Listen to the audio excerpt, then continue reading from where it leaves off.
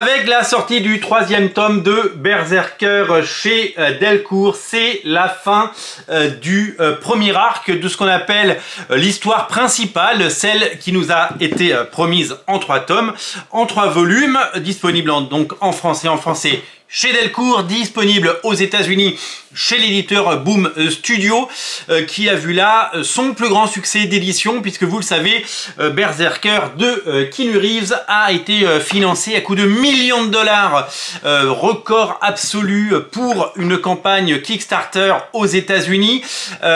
Énorme engouement, évidemment, quand une méga star hollywoodienne, eh bien, co-créé, mais pas juste son visage, hein. On en a vu des comics qui soi-disant ont été créés par des auteurs, mais en fait ils ne les ont absolument pas écrits, pas créés, ils ont juste prêté leur visage sous licence. Non, là il est vraiment à l'origine de ce projet, Keanu Reeves, et il a appuyé, soutenu. Il a fait des vidéos pour les internets et ça a buzzé, ça a marché et ça a tiré le marché vers le haut. Énorme succès sur Kickstarter, énorme succès aux États-Unis chez Boom Studio et énorme succès en France, puisque vous le savez, depuis la sortie du premier tome de Berserker, eh bien les ventes sont au sommet. C'est tout simplement la meilleure vente de comics de Delcourt depuis l'arrêt de Walking Dead. Voilà, il fallait un titre, il faut des stars. Il faut des numéros 1, il faut des comics populaires pour faire parler, pour animer des rayons, pour animer des librairies, il faut faire parler, et avec celui-là, chez Delcourt, ils ont réussi à en faire parler, puisque vous le savez, il y a eu des pubs au cinéma notamment, il y a eu énormément de communication autour, et surtout des milliers d'exemplaires vendus.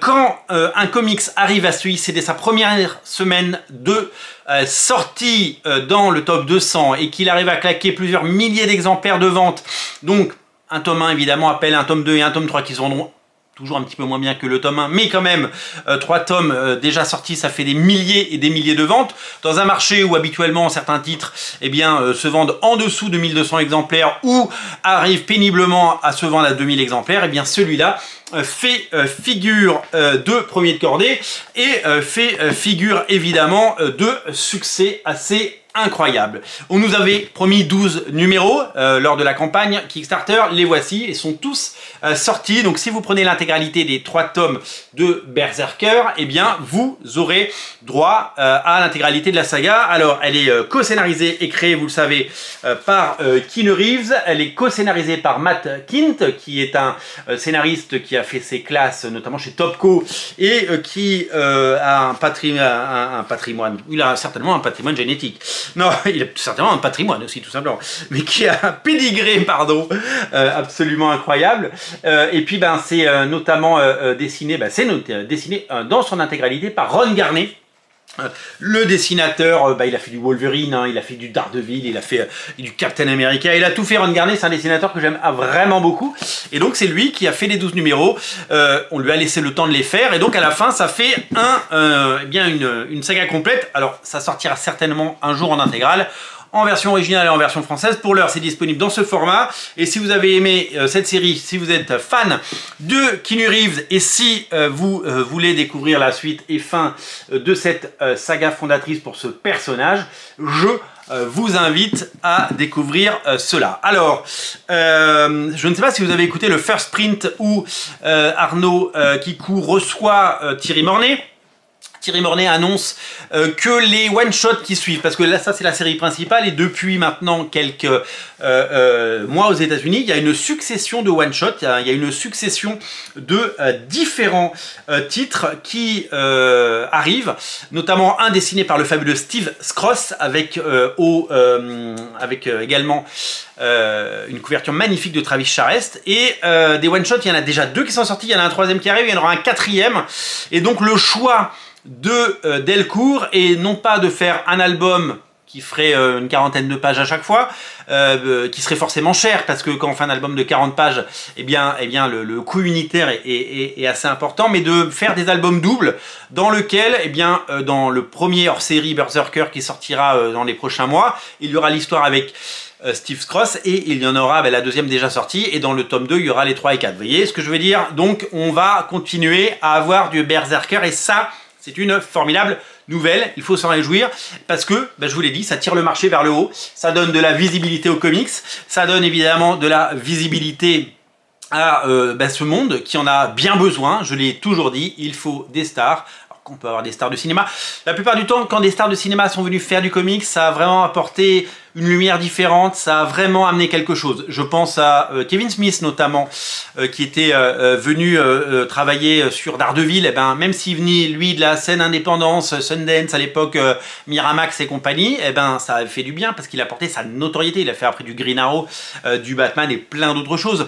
Mais quand une star comme ça arrive, et puis quand les gens comme Joss Whedon par exemple, eh bien, se consacrent pendant 2 ans sur les X-Men, eh ben, ça a fait du bien aux X-Men. Voilà, il y a plusieurs personnes qui viennent d'Hollywood, de la télévision ou autre, Damon Lindelof, souvenez-vous, les scénaristes de Lost qui étaient venus travailler, les scénaristes de Heroes qui étaient venus travailler également sur les séries Ultimate, sur la fin de la première saga Ultimate. Il y a toujours eu J.J. Abrams, bien sûr, J.J. Abrams sur Spider-Man. C'était pas la meilleure histoire de Spider-Man, mais ça a permis de faire vendre beaucoup de bouquins et surtout ça a permis de mettre en lumière Spider-Man et de rappeler peut-être que derrière ces héros de cinéma, il y a des comics avec des dessinateurs, des artistes et tout ça. Donc c'est très important d'avoir des stars et c'est très important d'avoir des succès.